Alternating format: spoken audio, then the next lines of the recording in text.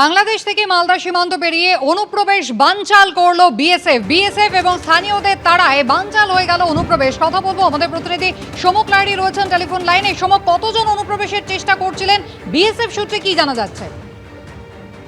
দেখো, ঘটনাটা ঘটেছে মালদার বৈষ্ণবনগর থানার ভারত বাংলাদেশ সীমান্ত এলাকা। এই 1200 মিটার এলাকা যেখানে কাঁটাতারহীন এলাকা রয়েছে, সেই এলাকা দিয়ে 20 মতো অনুপ্রবেশকারী যারা ভারতে ঢোকার চেষ্টা করছিল, এই সময় প্রধানত বিএসএফ জওয়ান এবং স্থানীয় যারা গ্রামবাসী রয়েছেন, সুখদেবপুরের বাসিন্দারা, তারা ছুটে যায় এবং তারা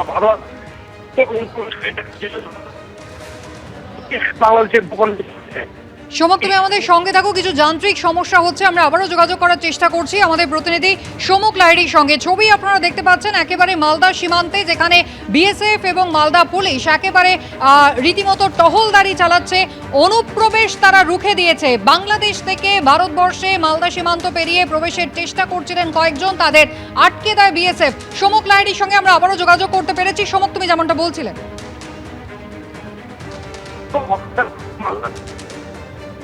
একেবারেই শোনা যাচ্ছে না সমক, ধন্যবাদ আপাতত।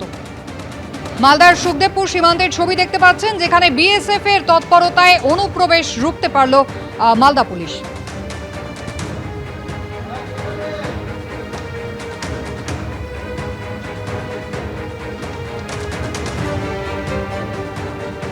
এবার রাজ্যের হাতে এলো পেট্রাপোল সীমান্ত থানা। ল্যান্ড পোর্ট অথরিটি অফ ইন্ডিয়ার থেকে রাজ্যকে হস্তান্তর। ল্যান্ড পোর্ট অথরিটি অফ ইন্ডিয়ার সচিবের থেকে হস্তান্তর। রাজ্য পুলিশের হাতে সীমান্ত থানা তুলে দিল এলপিএআই। 9 মে 2023 সালে পেট্রাপোল থানার উদ্বোধন করেছিলেন কেন্দ্রীয় স্বরাষ্ট্রমন্ত্রী অমিত শাহ। আর এবার ল্যান্ড পোর্ট অথরিটি অফ ইন্ডিয়ার হাত থেকে রাজ্যের হাতে এই থানা এলো। রাজ্যের হাতে এলো পেট্রাপোল সীমান্ত থানা। ল্যান্ড পোর্ট অথরিটি অফ ইন্ডিয়ার থেকে রাজ্যকে হস্তান্তরিত করা হলো এই থানা। ল্যান্ড পোর্ট অথরিটি অফ ইন্ডিয়ার সচিবের থেকে হস্তান্তর। রাজ্য পুলিশের হাতে সীমান্ত থানা তুলে দিল এলপিএআই।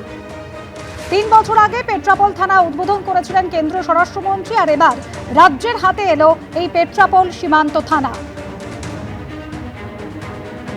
Land port authority of India, তাদের দায়িত্বে ছিল এই পেট্রাপোল সীমান্ত থানা। এবার তাদের হাত থেকে রাজ্যকে হস্তান্তরিত করা হলো এই পেট্রাপোল সীমান্ত থানা।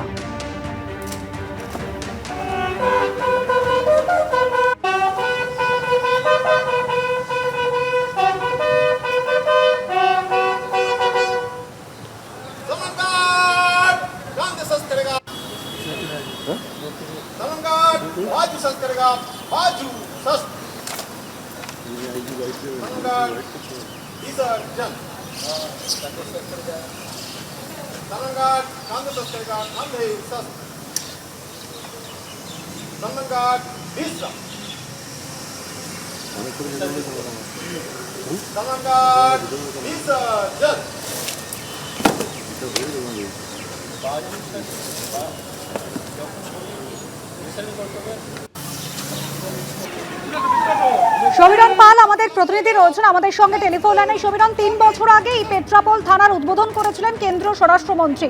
এবার এই থানার দায়িত্ব এলো রাজ্য।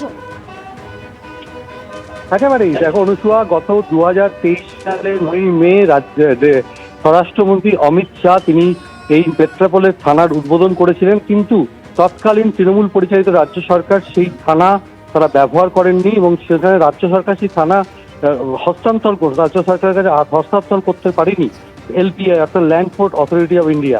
এবং রাজ্যে পালাবদল হয়েছে এবং পালাবদলের সঙ্গে সঙ্গেই আজকে সেই পেট্রাপোল থানা land port authority of India রাজ্য পুলিশের হাতে তুলে দিল। অর্থাৎ রাজ্য পুলিশের পক্ষ থেকে এডিজি দক্ষিণবঙ্গ রাজেশ সিং তিনি আজকে পৌঁছন পেট্রাপোল থানায় এবং সেই থানা সরকারিভাবে আজকে রাজ্য সরকারের হাতে তুলে দিল ল্যান্ড পোর্ট অথরিটি অফ ইন্ডিয়ার তিনি সচিব জয়ন্ত সিংহ, এবং তার হাতে তুলে দেওয়া হলো। এবং এই থানাটি প্রায় 3 বছরেরও বেশি সময় ধরে নির্মিত হয়ে পড়েছিল এবং উদ্বোধন হয়ে যাওয়ার পরেও রাজ্য সরকারের পক্ষ থেকে বনগাঁ পুলিশ জেলার পেট্রাপোল থানাটি পুরনো বাড়িতেই চলছিল এতদিন, কিন্তু তাতে অসুবিধা হচ্ছিল থানার পুলিশ আধিকারিকদের থানা পরিচালনা করতে। কেন পেট্রাপোল তুমি জানো যে এশিয়ার সর্ববৃহৎ স্থলবন্দর, সেখানে আন্তর্জাতিক প্যাসেঞ্জার টার্মিনাল রয়েছে, বাংলাদেশ থেকে বহু যাত্রী এখানে যাতায়াত করেন। তার পাশাপাশি স্থলবন্দর রয়েছে, প্রতিদিন প্রচুর পণ্যবাহী গাড়ি যাতায়াত করে, আমদানি রপ্তানি হয়।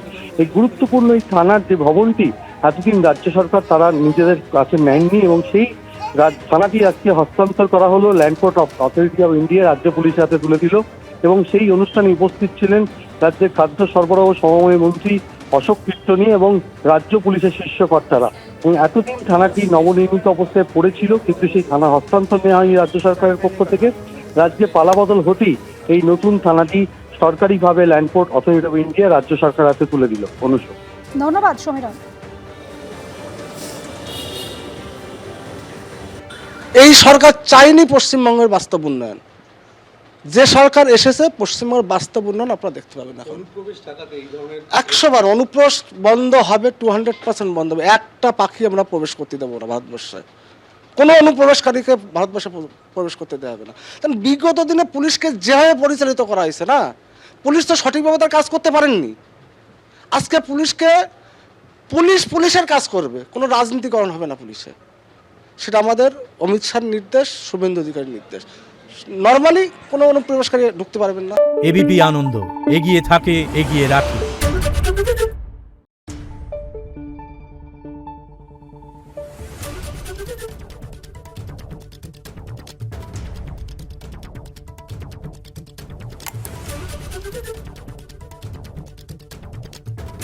Thank you.